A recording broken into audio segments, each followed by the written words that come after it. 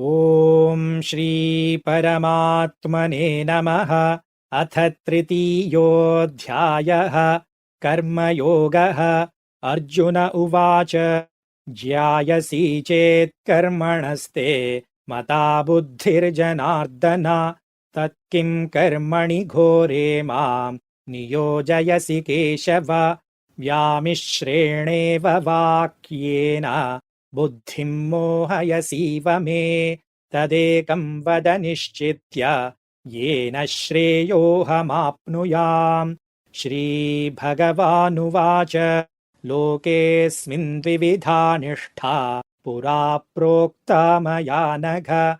ज्ञानयोगेन साङ्ख्यानां कर्मयोगेन योगिनां न कर्मणामनारम्भात् नैष्कर्म्यं पुरुषोऽश्नुते न च सन्न्यसनादेव सिद्धिं समधिगच्छति। न हि कश्चित् क्षणमपि जातु तिष्ठत्यकर्मकृत् कार्यते ह्यवशः कर्म सर्वः प्रकृतिजैर्गुणैः। कर्मेन्द्रियाणि संयम्य य आस्ते मनसा स्मरन् इन्द्रियार्थान् विमूढात्मा मिथ्याचारः स उच्यते। यस्त्विन्द्रियाणि मनसा नियम्यारभतेऽर्जुन कर्मेन्द्रियैः कर्मयोगम् असक्तः स विशिष्यते।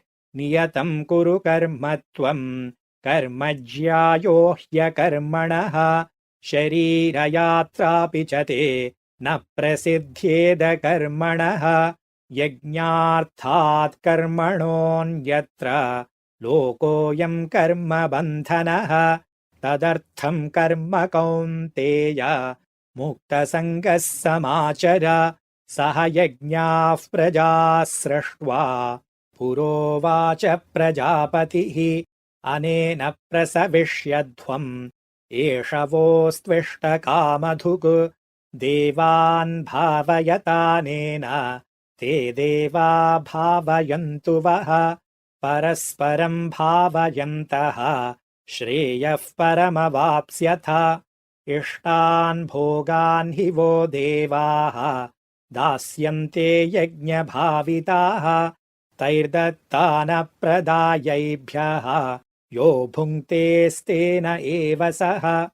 यज्ञशिष्टाशिनः सन्तः मुच्यन्ते सर्वकिल्बिषैः भुञ्जते ते त्वघं पापाः ये पचन्त्यात्मकारणात्। अन्नाद्भवन्ति भूतानि पर्जन्यादन्नसम्भवः यज्ञाद्भवति पर्जन्यः यज्ञः कर्म समुद्भवः। कर्म ब्रह्मोद्भवं विद्धि ब्रह्माक्षरसमुद्भवम् तस्मात् सर्वगतं ब्रह्मा नित्यं यज्ञे प्रतिष्ठितम्। एवं प्रवर्तितं चक्रं नानुवर्तयतीह यः अघायुरिन्द्रियारामः मोघं पार्थ स जीवति। यस्त्वात्मरतिरेव स्यात् आत्मतृप्तश्च मानवः आत्मन्येव च सन्तुष्टः तस्य कार्यं न विद्यते। नैव तस्य कृतेनार्थः नाकृतेनेह कश्चन न चास्य सर्वभूतेषु कश्चिदर्थव्यपाश्रयः। तस्मादसक्तः सततं कार्यं कर्म समाचर असक्तो ह्याचरन् कर्म परमाप्नोति पूरुषः।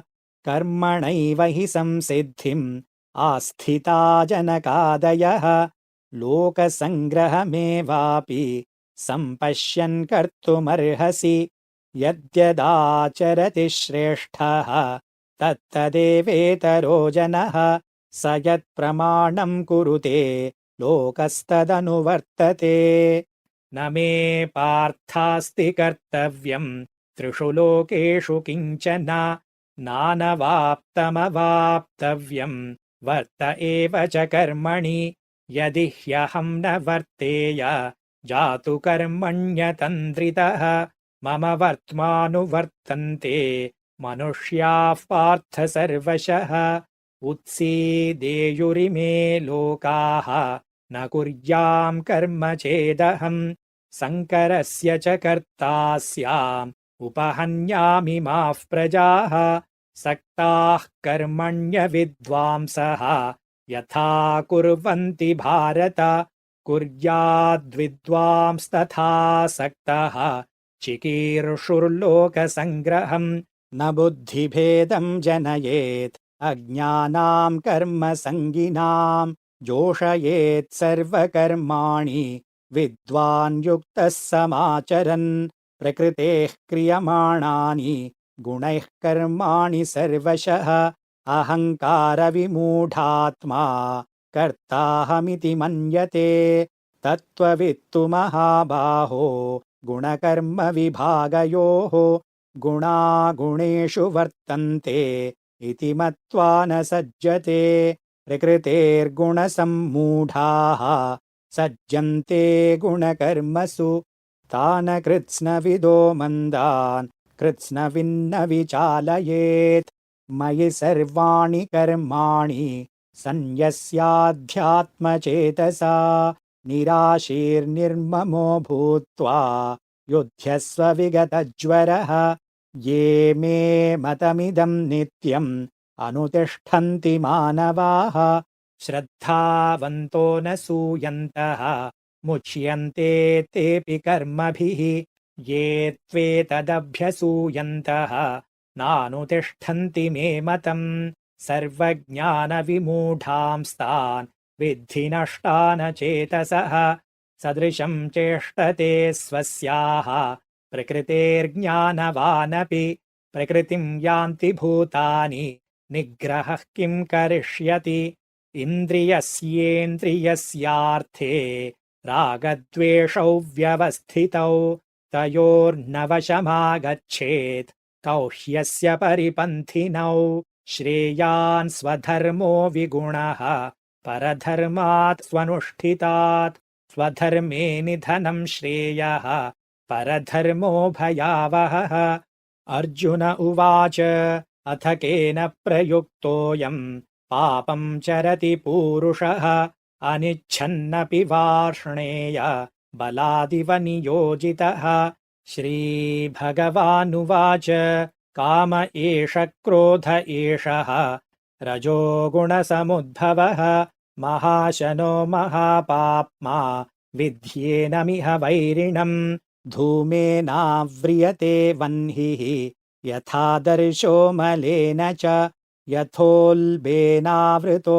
गर्भः तथा तेनेदमावृतम् आवृतं ज्ञानमेतेन ज्ञानिनो नित्यवैरिणा कामरूपेण कौन्तेय दुष्पूरेणानलेन च इन्द्रियाणि मनोबुद्धिः अस्याधिष्ठानमुच्यते एतैर्विमोहयत्येषः ज्ञानमावृत्य देहिनम् तस्मात् त्वमिन्द्रियाण्यादौ नियम्य भरतर्षभ पाप्मानं प्रजहिह्येनं ज्ञानविज्ञाननाशनम् इन्द्रियाणि पराण्याहुः इन्द्रियेभ्यः परं मनः मनसस्तु परा बुद्धिः यो बुद्धेः परतस्तु सः एवं बुद्धेः परं बुद्ध्वा संस्तभ्यात्मानमात्मना जहि शत्रुं महाबाहो कामरूपं दुरासदम् ॐ तत्सदिति श्रीमद्भगवद्गीतासु उपनिषत्सु ब्रह्मविद्यायां योगशास्त्रे श्रीकृष्णार्जुनसंवादे कर्मयोगो नाम तृतीयोऽध्यायः।